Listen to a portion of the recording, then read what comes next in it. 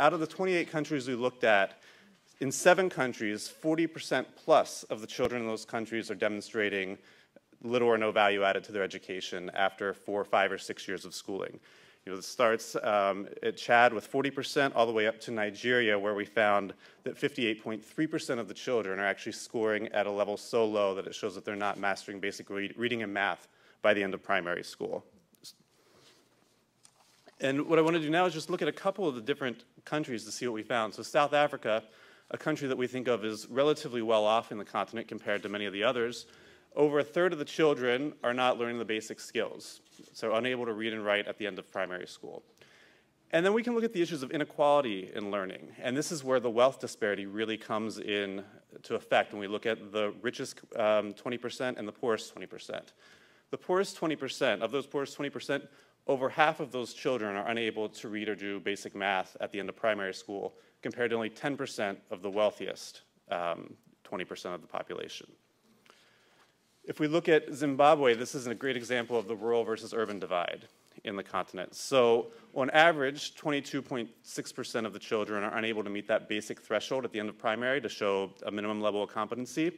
But if we look at the urban versus rural, 30% of the rural kids are unable to meet that basic level compared to only 5.9% of those in an urban environment.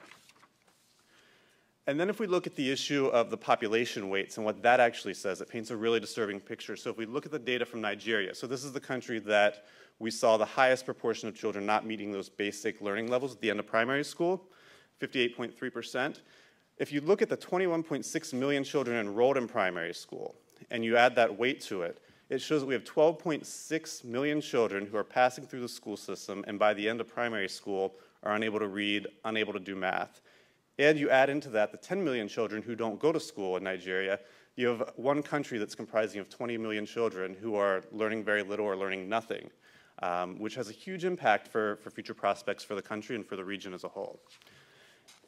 And what we then did is we looked at the population weight. So what we did with Nigeria, we did that for all of the countries in the barometer, and then we also looked at weighting for countries that aren't covered in the actual data set of the 28 countries to make a whole entire projection of what we think our best guess is in terms of what's happening in the continent of Sub-Saharan Africa.